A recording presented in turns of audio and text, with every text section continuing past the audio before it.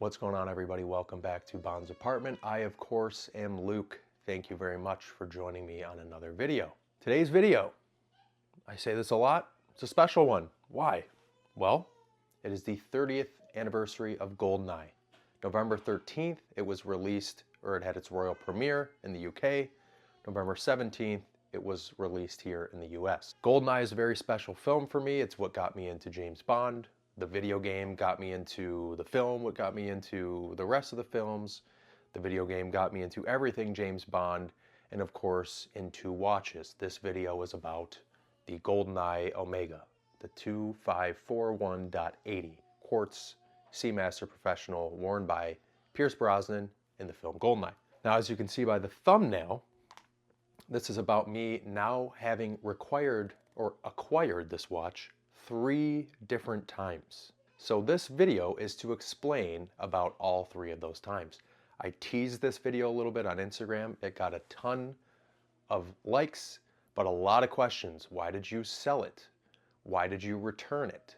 This, that. So this video is to explain the journey that I've been on, which has led me to now the 3rd time I have owned the Goldeneye Omega. So a little backstory. When I was a kid, I was obsessed with watches strictly because of James Bond. My dad wore a suit to work every day. He wore a watch every day, but he was never a watch guy. So James Bond is what made me love watches. So from there, naturally, I had to have the Goldeneye watch, but I was like 9 or 10. So that wasn't going to happen. So I started looking at fossil watches. They had many watches that were similar in design, I will say. Stainless steel with a blue dial, not much going on. Obviously, it's a fossil watch, incredibly entry-level watch, but once again, I'm like 9 or 10 years old.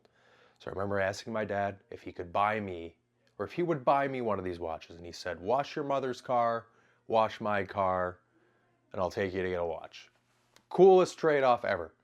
So we go to Somerset Mall here in Michigan, and he bought me what I believe, if I remember correctly, was my first watch, and it was a fossil stainless steel. Obviously, probably not any sort of dive watch, just and it could have even been a woman's watch. Like I said, I was extremely young. My wrists are still pretty small, so I would be shocked if it was a men's watch. But needless to say, it was my first watch. The only reason I wanted it was because of Goldeneye. So fast forward to probably 2017. So now you're talking maybe from 1999, 2000, 17 years later. I finally discover a website called Crown and Caliber, which no longer exists, sadly, but they were selling the Goldeneye watch for, I think, $2,000-ish at the time. What I also discovered was a firm. So I was like, I could buy this watch right now for $0 and pay it monthly, like $100 a month. I was like, this is perfect. However, I actually ordered I would say early 2000s version of a Speedmaster first. And when that showed up, I was like, okay, this is legit. This is real. This watch is beautiful. But if I'm going to do this, I just have to get the Goldeneye. I can't make my first luxury watch purchase be anything other than the Goldeneye watch. So I returned it and bought the Goldeneye. The person I was dating at the time, who was probably right, I will give them the credit, they were probably right, made me return the Goldeneye. Sad day. So I returned it, and that was that. Fast forward to COVID 2020. I am now dating my now wife, Brienne, and this is obviously a separate person from who made me return the original watch, the original Goldeneye that I had bought in 2016 or 17. And every day during COVID, she would see me sitting on the couch or laying in bed or sitting at the kitchen table. It's constantly on Crown and Caliber or Chrono 24, just always looking at Goldeneye watch. Repeatedly. Always, always, always. So one day she comes up to me and goes, just buy the watch. So I'm going to marry you. So I bought it. Bought it. Done. I was doing a podcast with Jake from James Bond AU at the time. And it literally got delivered mid-podcast. I should try to find which episode that is because we didn't stop recording. So you can literally hear me get up, run downstairs, open the door, and come up and open this with full microphone, just experiencing it all. It only would have been better if it was on video. And that was that. I finally owned the Goldeneye. And this was probably summer 2020. So that watch, I wore it when I proposed to my now wife. I wore it all the time. I wore it a little bit on our wedding day, and then I actually had my dad wear it. I wore a vintage Omega on my wedding, actually for the entire wedding, and I had my dad wear the Goldeneye. And then as time went on, 2021, 22, I kind of found myself not wearing it as often. And I was like, you know what, let's just put it on Chrono 24 and see what I can get for it. I might have had it listed too high. I had 1 or 2 bites, and I think subconsciously I just didn't want to sell it anyways, so I never did anything with it. And then late summer 2024, probably early August, I got a message from a friend of mine, a text message. And he said, hey, is this your listing? And I said, yeah. And he's like, I'll give you X amount right now for it. And I was like, you know what? Screw it. I had the Planet Ocean at this time. That was kind of my wedding gift.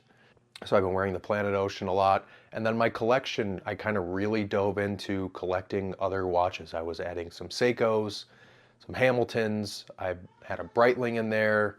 So it just wasn't getting the use. I picked up another vintage Omega. My grandpa gave me a vintage Omega. So it just wasn't getting worn. And I was like, you know what?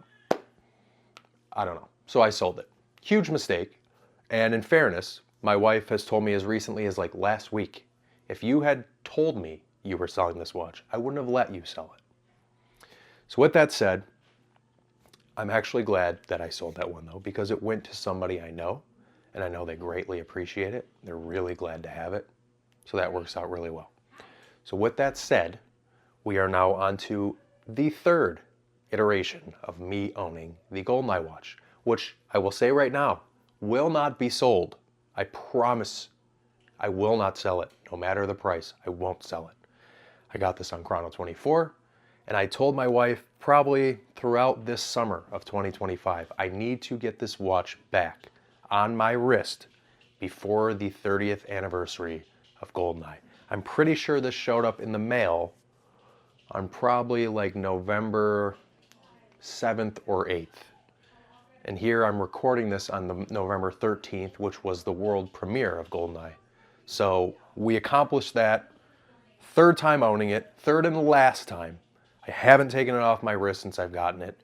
I mean, now just I have a magazine page framed of the first ever ad with Pierce Brosnan wearing this watch.